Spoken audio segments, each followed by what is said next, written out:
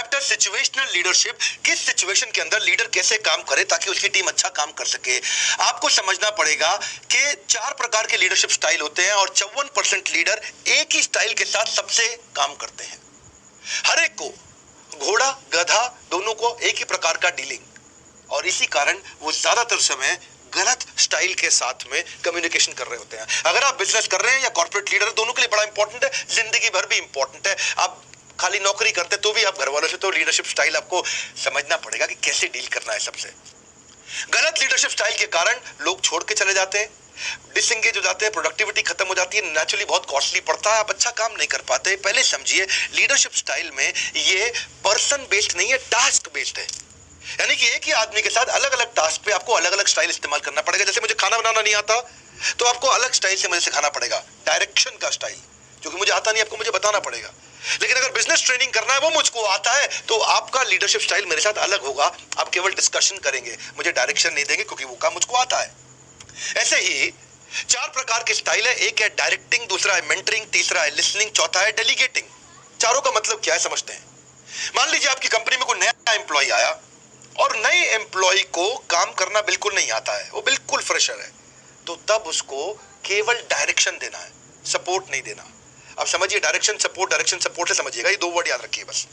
आपको उसको डायरेक्शन देना, तब उस समय सपोर्ट नहीं देने का मतलब है इसके साथ बैठना नहीं है, टाइम नहीं बताना है, डायरेक्शन देना, बेटा ये काम करो, ऐसे काम करो, गुड बॉय, ऐसे काम करो, ऐसे काम करो, डायरेक्शन देके आ जाओ। लेकिन जैसे जैसे वो 3-4 नंबर आने लग जाते हैं उसके 10 में से, अब आप उसके साथ बैठ के समय भी लगाओगे, डायरेक्शन भी दोगे, सपोर्ट भी दोगे, क्योंकि आपके लिए वैल्यूएबल होता जा रहा है वो। और अब उसको सपोर्ट की भी जरूरत है, अब उसको सपोर्ट भी चाहिए आपसे ताकि वो और आगे बढ़े। जब वो काम सीखने लग जाता है, सीखने के बाद में अब वो 7/10 हो गया है, अब आपको उसको डायरेक्शन ज्यादा नहीं देना क्योंकि काम आ गया उसको, अब खाली सपोर्ट देना, एनकरेजमेंट देना है, सपोर्ट देना, एनकरेजमेंट देना है। और फाइनली जब वो 9/10 हो गया, उसको पूरा काम आ गया, तो ना उसको डायरेक्शन चाहिए ना सपोर्ट चाहिए, उसको खाली डिस्कशन चाहिए, और वहां पे वो डेलीगेशन हो जाएगा उसको। जब आदमी को काम करना पूरा आता है तो आप उसको कुछ नहीं, वो खाली आपसे डिस्कस करेगा, डिसीजन ले लेगा, आपने डेलीगेट कर दिया, अपने आप कर लेगा। तो जो एक्सपर्ट होते हैं हर समय उनको बताया नहीं जाता ऐसे करो ऐसे करो ऐसे करो। अगर आपकी धर्मपत्नी को खाना बनाना आता है तो बताओ मत कैसे बनाना है, तो खाली डिस्कस करो कि जाने मन आज क्या बनाओगे, तो आज से भी बढ़िया दाल कैसे बनेगी, बट डिस्कशन कर लो, अपने आप बना लेगी वो। जिस चीज का आदमी को काम आता है उसके ऊपर इंस्ट्रक्शन मत दो, उसके ऊपर खाली डिस्कशन करो।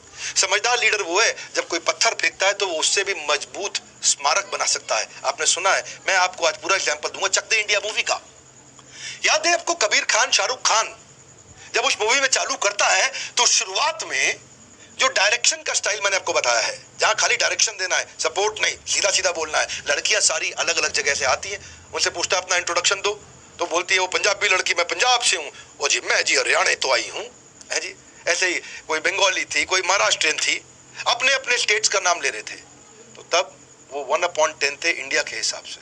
उसने खाली बताया तुम सब इंडिया के लिए खेल रहे हो, स्टेट के लिए नहीं।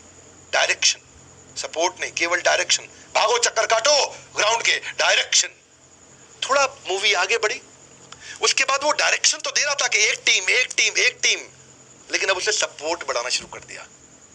याद है आपको जिस समय वो सारी लड़कियों को लंच पे लेके गया था तो वहां नॉर्थ ईस्ट की लड़कियों को 4 लड़के छेड़ रहे थे, वहां झगड़ा हो गया, तब उसने सपोर्ट किया, लड़कियों को डांटा नहीं।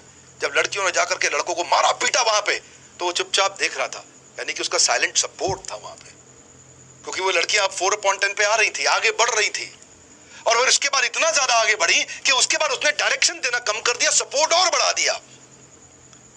जब बोला कि मैनेजमेंट ने लड़कियां नहीं जाएंगी वर्ल्ड कप खेलने के लिए, हॉकी के लिए केवल लड़के जाएंगे, तो उसने क्या बोला, एक काम करते हैं, तुम्हारी टीम मेरी टीम के खिलाफ मैच हो जाए, देखेंगे उसके बाद, अगर हम जीते तो हम जाएंगे, नहीं तो लड़कों को ले जाना।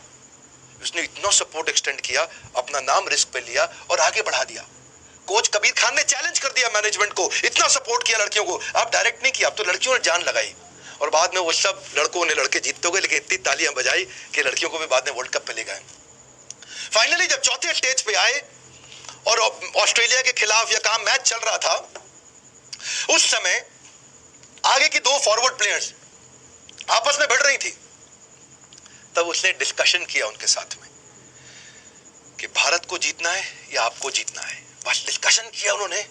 उस समय उन्होंने ना डायरेक्शन दिया, ऐसे करो ऐसे करो ऐसे करो, कुछ नहीं बोला। और उनको सपोर्ट भी नहीं चाहिए, अब तो वो खिलाड़ी हो चुकी थी पूरी। और उसके बाद वो लड़कियों ने फाड़ डाला और मैच कैसे जीते, ये इसको बोलते हैं चक दे इंडिया।